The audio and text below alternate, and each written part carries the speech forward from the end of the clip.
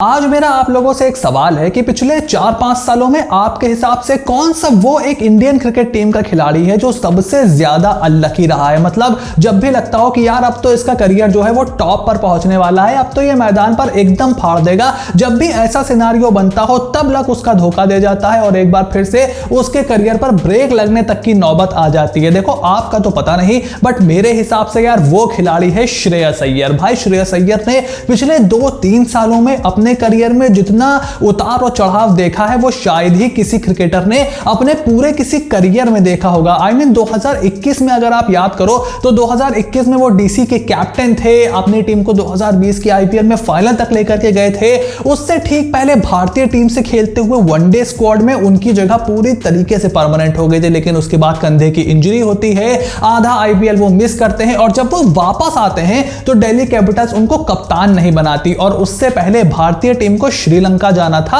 ODI और टी20 series खेलने। ये वो समय था जब कोविड बहुत ज्यादा अपने पीक पर था, काफी ज्यादा फैला हुआ था और एक इंडियन टीम इंग्लैंड में थी याद करो और दूसरी टीम को श्रीलंका जाना था। वहां पर हमें एक वनडे कप्तान की जरूरत थी और श्रेयस अय्यर उस समय बहुत ही परफेक्ट कैंडिडेट थे, लेकिन उस समय उनकी इंजरी चल रही थी, टाइमली वो रिकवर बेचारे कर नहीं पाए। कप्तानी भी गई, डीसी की कप्तानी गई वर्ल्ड कप की टीम में, उसके बाद उनका स्पॉट भी चला गया। ईशान किशन को 2021 के वर्ल्ड टी20 में जगह मिल गई बिकॉज ये माना गया कि श्रेयस अय्यर बहुत ज्यादा क्रिकेट नहीं खेले हैं। उसके बाद अच्छी खबर ये आई कि उनका टेस्ट डेब्यू हुआ, कोलकाता नाइट राइडर्स की कप्तानी उनको मिली और एक बार फिर से जब हम देख रहे थे कि वो अपने करियर में धीरे धीरे आगे बढ़ रहे हैं, टेस्ट टीम में परमानेंट हो रहे हैं, 2022 का आईपीएल उन्होंने मिस कर दिया और एक समय पर वर्ल्ड कप 2023 की स्क्वाड में भी उनकी जगह पर बड़े सवाल उठ रहे थे, लेकिन फिर एक अच्छा वर्ल्ड कप उनका गया और एक बार फिर से जब लगा कि एक बार फिर से वो आईपीएल में वापसी करेंगे, केकेआर की कप्तानी करेंगे, एक बार फिर से इंजरी ने उनके करियर पर दस्तक दे दी है। तो उनकी इंजरी से रिलेटेड डिटेल बात इस वीडियो में होने वाली है और उसके साथ साथ 2 और खिलाड़ियों की इंजरी अपडेट भी आपके लिए लेकर के आया हूं। लेकिन उससे पहले चैनल को सब्सक्राइब कर लो, नोटिफिकेशन की घंटी बजा करके रखो बिकॉज आईपीएल 2024 से रिलेटेड ढेर सारी अपडेट रोज हमारे सामने निकल करके आ रही है और इस चैनल पर हर अपडेट का डिटेल एनालिसिस आपको यूं ही देखने को मिलता रहेगा। Now without any further delay let's begin. तो सबसे पहली इंजरी अपडेट जैसे कि मैंने आपको बताया श्रेयस अय्यर से रिलेटेड है, जहां पर he is all set to miss the full test series, full remaining test series against England, यानी कि तीसरा, चौथा और पांचवा टेस्ट मैच में वो हमें टीम इंडिया में नहीं दिखाई देंगे। और उसकी वजह यह है कि उनकी बैक एक बार फिर से स्टिफ हो गई है, यानी कि बैक की स्टिफनेस उनके वापस आ गई है जो उनको पहले दिक्कत हो चुकी है और उसके साथ साथ अपने ग्रोइन में भी उन्होंने दर्द की शिकायत की है, जिसके बाद एनसीए के जो डॉक्टर्स हैं, टीम मैनेजमेंट के साथ जो डॉक्टर्स हैं, उन्होंने श्रेयस अय्यर को आराम करने की सलाह दी है। अब इसका कितना असर उनके आईपीएल 2024 के पार्टिसिपेशन पर पड़ेगा, इसको लेकर के फिलहाल कोई अपडेट नहीं है और जाहिर सी बात है जैसे जैसे अपडेट आती रहेगी आपको इस चैनल पर जानने को मिलती रहेगी। और अभी टीम इंडिया का अनाउंसमेंट नहीं हुआ है जिस समय हम ये वीडियो शूट कर रहे हैं, 7-7:30 के आसपास। आप तो जानते हो कि बीसीसीआई 9-10 बजे टीम का ऐलान करता है, तो जब वो टीम का ऐलान होगा तब थोड़ी सी और ज्यादा पिक्चर क्लियर निकल करके आएगी, क्योंकि हाल फिलहाल में बीसीसीआई जो है वो खिलाड़ियों की फिटनेस अपडेट्स अपने प्रेस रिलीज में अटैच करके हमको देते हैं, तो वहां पर आपको पता चल जाएगा, उसके बारे में अलग वीडियो आएगी। लेकिन मैंने सोचा यार कब तक बीसीसीआई का इंतजार करते रहेंगे, अपने भाइयों को जल्दी से अपडेट भी देनी है। और इसका कितना असर श्रेयस अय्यर की इंजरी का आईपीएल के ऊपर पड़ेगा, जैसे कि मैंने बताया अभी पिक्चर क्लियर नहीं है। लेकिन यार आप लोगों को याद होगा, अगर आप लोग मेरा चैनल फॉलो करते हो थोड़े टाइम से, कि जब एशिया कप के स्क्वाड का अनाउंसमेंट होना था तब ये खबर आ रही थी कि श्रेयस अय्यर मोस्ट लाइकली पूरी तरीके से फिट शायद ना हो पाए, लेकिन उसके बाद उन्होंने बहुत ज्यादा मेहनत की टीम में वापसी के लिए। टीम मैनेजमेंट ने भी उन पर भरोसा जताया, बिना किसी मैच प्रैक्टिस के उनको और केएल राहुल को वो श्रीलंका ले करके गए एशिया कप में, वहां श्रेयस अय्यर अच्छे टच में दिखे और फिर वर्ल्ड कप में भी उन्होंने कुछ इंपॉर्टेंट पारियां खेली थी, सेमीफाइनल की उनकी इनिंग को भला कौन भूल सकता है। वनडे के तो वो टॉप नॉच खिलाड़ी हैं ही। अब एक थ्योरी ये है कि यार उनका टेस्ट का जो परफॉर्मेंस है वो बहुत अच्छा नहीं जा रहा है टेस्ट क्रिकेट में, तो हो सकता है कि टीम मैनेजमेंट के साथ हमने देखा है कि वो ऐसे स्टिफ बैक, निगल्स और छोटा मोटा हैमस्ट्रिंग बता करके प्लेयरों को टीम से बाहर कर देते हैं। बट क्या श्रेयस अय्यर के साथ भी यही हो रहा है? I am really not too sure about it, because 2 injury update देना, मतलब 2 अलग अलग इंजरी का नाम लेना, ये थोड़ा सा अनयूजुअल मुझे दिखाई दे रहा है। तो मुझे इस खबर में जरूर थोड़ी सच्चाई लग रही है। और यार अगर आप चैनल के रेगुलर व्यूअर हो तो मैंने कई बार आप लोगों को एक्सप्लेन किया है कि ये जो बैक की इंजरी होती है ये भाई बहुत करियर थ्रेटनिंग इंजरी होती है। चाहे आपको, अगर आप जिम जाते हो, वर्कआउट वगैरह करते हो, तो आपने देखा होगा जिन लोगों की स्लिप डिस्क हो जाती है स्क्वाट वगैरह लगाते हुए या डेडलिफ्ट करते हुए, और उसके बाद कितना लंबा समय रिकवरी में लगता है। सो श्रेयस अय्यर की जो बैक की इंजरी थी, जो उनकी सर्जरी थी, वो किस एक्सटेंट की थी, ये तो श्रेयस अय्यर ने किस तरीके से उसको रिस्पॉन्ड किया, ये तो श्रेयस ही अच्छे से जानते होंगे। बट एक चीज के बारे में मैं पूरी तरीके से श्योर हूं कि क्योंकि आईपीएल में अभी थोड़ा समय बाकी है, तकरीबन 1.5 महीना आप मान करके चलो,